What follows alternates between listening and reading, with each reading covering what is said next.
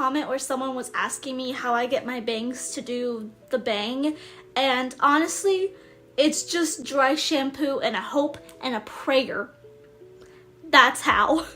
Hello, my manga friends. Welcome back to the Manga Corner. So today I have a couple of series that are kind of new that I want to update you guys on. I have had my series before where I have talked to you about which ones back here are my favorites. As you know, my favorite one of all time is this one, which is called If Which Then Which. This is my all-time favorite, but we're not here to talk about my favorite, all-time favorite today. We're here to talk about my new favorites. So I'm going to show you guys some of my new series that I have picked up and I love and I crave more of. So let's go ahead and get right into it. So first and foremost, I have up to volume 3 of this one, so I am going to show you volume 3, which is this one called Let's Do It Already. I was recommended this one by a manga Instagram friend, and at first I was like, is this gonna be a little bit more on the saucy side?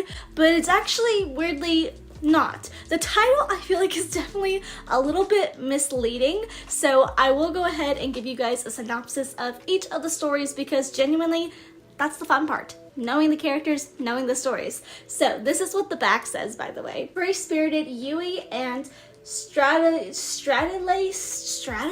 is that a word? I guess so. Kichiro have fallen in love, but this elite political family, producing a line of prime ministers, does not allow male descendants to engage in any sexual relationships until they are 18. And basically, Yuri's like, huh, great.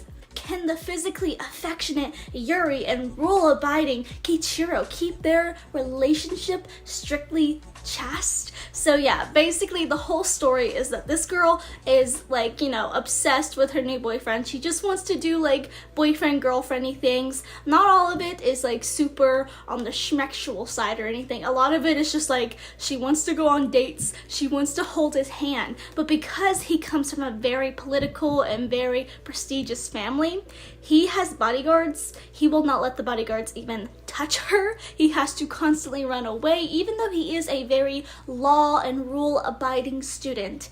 He still has his moments where I'm still a teenage boy. I can bend the rules a little bit. I will try to, because they just want to be together, but they just kind of can't. So in a way, if you like sneaky kind of relationships, this one is definitely one for you. You've got a couple people, especially on his side, who are trying to tear these two apart too. So I really like seeing how they have to like kind of work around this situation because, you know, it's not all, you know, schmexual. A lot of it is just like, I just want to go on a date with you, but I have like 10 minutes to because of his busy schedule. But it's a really cute one, and I mean, come on, they are so cute. I love a good, you know, like black hair, pink hair couple. I just love it. Wonder why. Next up, for my idol fans, we have a male idol series. This one, as always, has been recommended to me and I just kind of put it on the back burner because I didn't quite know if I was gonna like it or not. I do love idols. I do tend to kind of stray towards female idols, but like I've always said, definitely need more male idol representation. And so I finally decided I was gonna pick this one up. It's been in my Amazon cart, which you can see down below, by the way. Cheeky plug, haha. Anyway, I finally found this one in my local Barnes & Noble, and I was like, you know what?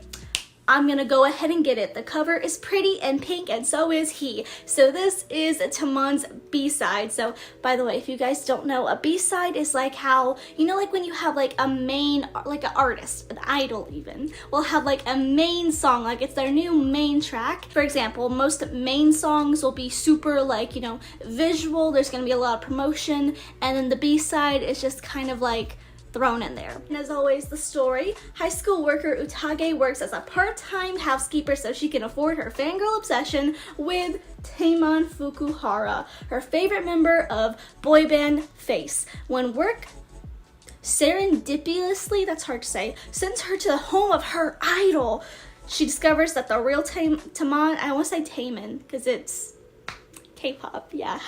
Anyway, Tamon couldn't be more different from his wild and sexy on-stage persona. So as you can kind of tell with him and his like little pose. His idol stage presence is very on the like, you know, sexy, like I'm here for you, I love you, you are my fans and I worship the ground you are on. But then when you actually meet him, he is like super anxiety ridden. Bro is like wearing a hoodie slash a blanket for the majority of this series. He's honestly very self-conscious, and it's a lot due to the producers trying to make him, you know, force him to be who they want him to be. As you can see, for someone who is an idol, my boy definitely has a little bit of social anxiety off the stage.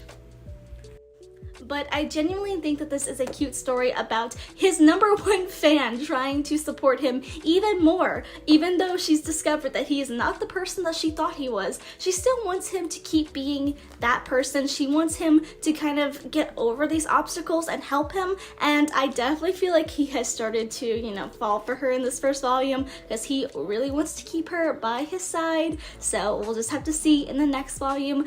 Don't spoil it for me, I will come for you. But this one is so good, and it's cute and pink, and come on, pink-haired boy, we love those.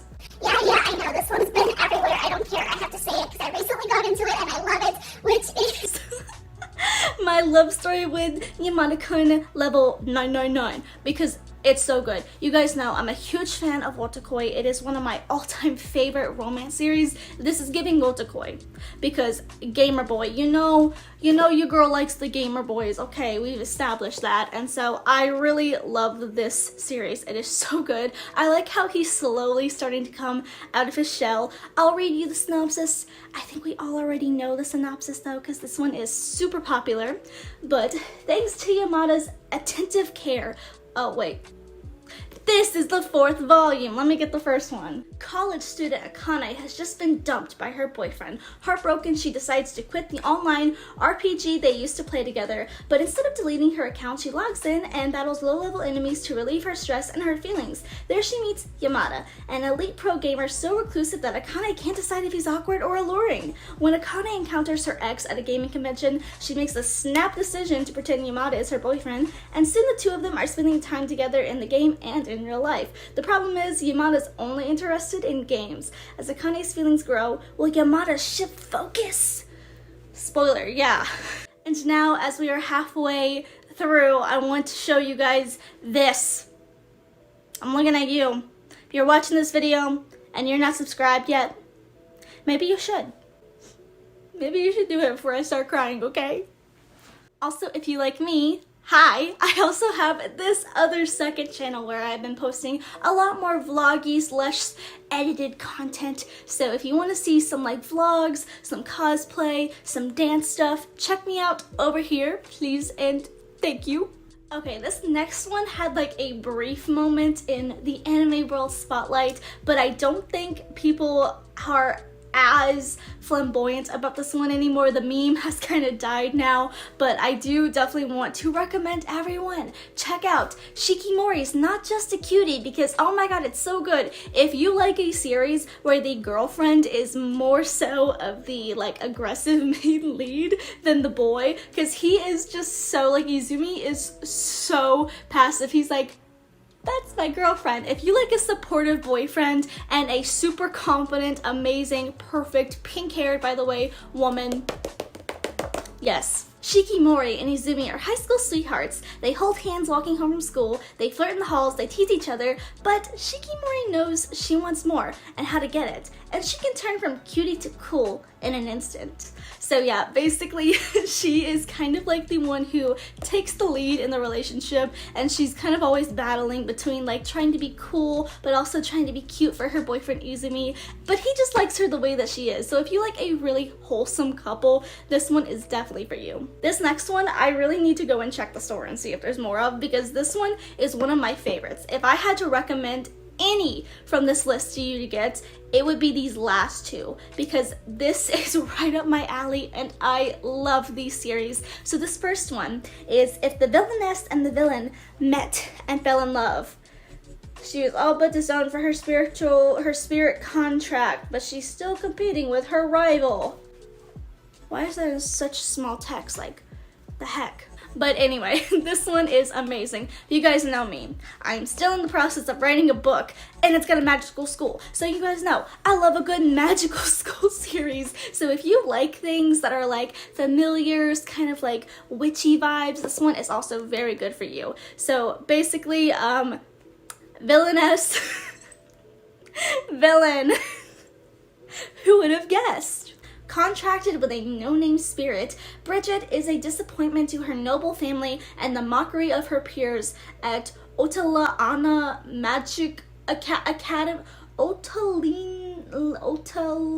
Otalana, I can't say this word, Academy of Magic, except for one. Yuri is intelligent, handsome, and oh so arrogant. He's made enemies of the same people as Bridget, meaning the two should get along just fine. However, his boorishness accidentally sparks a rivalry between the two of them. It's a competition that has the potential to bring the two closer than they ever thought. So obviously, the pair does not get along, but this one is so good, because literally, it's like the entire school is against these two, but then these two, who should get along, don't. So it's really cute, and I'm not gonna lie, I love the school uniforms. That is one of the reasons that I picked up this book in the first place, is that the school uniforms are so super cute. But yeah, basically our main girl here, she was also engaged to one of the popular guys here, but then he broke it up and is now onto a new arrogant kind of girl. But oh my god, this one is so good. If you like a good revenge story, this one is also very good, because as you can see, Yuri, our villain over here, is also antagonizing the new girl. So yeah. Last but not least, this one is my favorite of the ones that I've shown you so far. This I am hoping to get more volumes of very, very soon. This is more of a manhwa kind of slash graphic novel, but it is so good. I mean, the cover is what drew me into this one in the first place. Like, come on, she is gorgeous, and I absolutely love this title. But anyway, it is The Perks of Being an S-Class Heroine. So also, I think there's more to it, maybe not. I was wondering if it was one of those that have like a super long title that's in tiny little words, but I guess not. But anyway, once again, she's just cute. She's got like a little book and a little maid outfit. So cute. Tutorial start. If you like SAO or stuff like it, because we don't accept SAO anymore in this house here, I'm looking at you. Looking at you. You might actually like this one, or the concept at least of this one. From cooking to alchemy to even brewing tea, Alette is a certified child prodigy thanks to her secret weapon. She is a transmigrator, having purchased an insurance package at the moment of her ultimate untimely end. Alette has the perk of top-tier support system and item shop to fall on, and in the world of notoriously brutal time loop novels, she's going to need all the help she can get, because with the hero slated for an early death, Alette might just have to become the S-Class heroine herself. So basically, this is like your story of kind of like a revival story where she was a human in our world, and then I think she gets hit by a car, if I'm right. I can't remember, but something like that. She dies in the real world, and then she is transported into this new game world. She kind of gets to pick the world, but she does not get what she wanted. Instead, she got, the kid. She was a grown adult, and now she's like more of a kid, and she basically is trying to become the hero, as you can kind of see by herself. But it is such a good story, and I mean, come on. It's just so beautiful. Like, the way that she has knowledge, like, because she's an adult. She's not from this world. She has so much knowledge that these people are like, how does this kid know all this stuff? It's funny, it's cute, and it's beautiful. Anyway, this is my little haul. It's very pink.